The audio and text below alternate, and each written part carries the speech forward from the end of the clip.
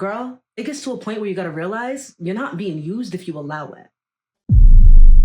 Now, I know that's not what you wanted to hear, but someone had to say it because when you're a good person, it's almost like you have a magnet attached to you. It draws in the worst of the worst kind of people who just want to use you, manipulate you, and take advantage of you. Then you're out here convincing yourself that you're just destined to be around bad people, but in reality, it's just a bad habit of you tolerating bullshit. Because a nice person without boundaries is just a pushover wrapped up in a bow.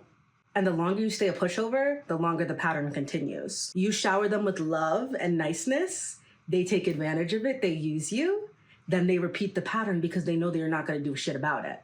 And it happens again and again and again because you stay available. Now, this is not me saying that you gotta change your whole personality overnight. You don't gotta cut off all the people in your life who ask you for things. But you do have to start noticing the signs because they're in big flashing lights, babe. Like, let's be real. If you've ever found yourself in an on-again, off-again situationship, you're being used. Textbook case. And I've been used too. Flashback to my early 20s when I literally had a roster of like 5 different men who would just continually spin the block on me. Like, I'm talking like these boys were in my life for like a good 5 years and I just had them on rotation. And I thought that because they always spun the block, they always came back, that meant that I had pussy power. That I was a powerful bitch and that they couldn't stay away, they couldn't resist me. But in reality, they just knew that I was easy. They had literally mentally filed me as someone that they could use and come back to whenever they want because I would always keep the door cracked open for them. And that's what users do. They test the water to make sure that they still have access so they can just swoop their way in, use you, and be on their way out. Then, of course, there's the people who ask you for favors knowing damn well that you don't know how to say no to them. Like, I have no problem saying no to some people in my life, but there are some specific people that I literally don't know how to use that 2-letter word with. Even if I try to say no at first, I'll always double back and then be like, oh, actually, I can help you after I do this, but then I could do it. But the truth of the matter is those people clock your inability to literally just choose yourself first and prioritize yourself first over them. And they take advantage of it. When you grow up as a people pleaser and you never unlearn it, it's literally like the classic prey and predator situation. And guess what?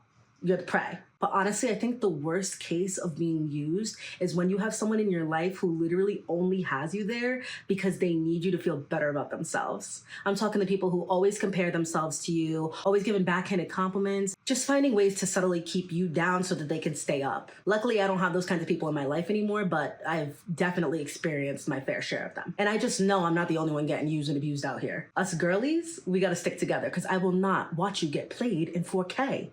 Open up the hotlines. Hello? Hey, Trees. My family is constantly asking me for favors, rides, money, help around the house. I always feel like I have to say yes out of guilt because I don't know how to speak up for myself. But I seriously can't keep doing this.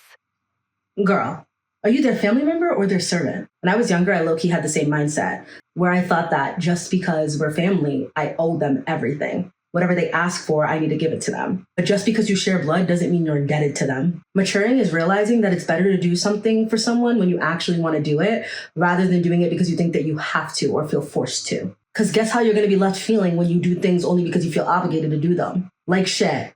I get feeling guilty though. They are your family. They've done a lot for you, and I'm sure you've done a lot for them. But the only time that guilt is actually valid is when you did something wrong. But the only thing you did wrong in this situation is allow this to go on for far longer than it needed to. It doesn't have to be an overnight shift. You don't have to start saying no to every single thing they ask of you.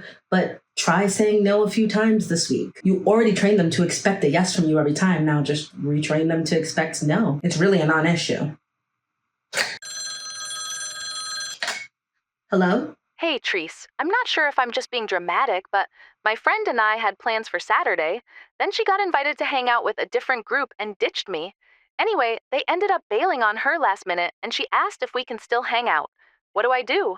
Girl, wake the up. At this point, following through the plans would literally be self-sabotage. What, she bails on you and then suddenly becomes available again, and then all of a sudden you gotta drop everything you're doing to go meet her halfway?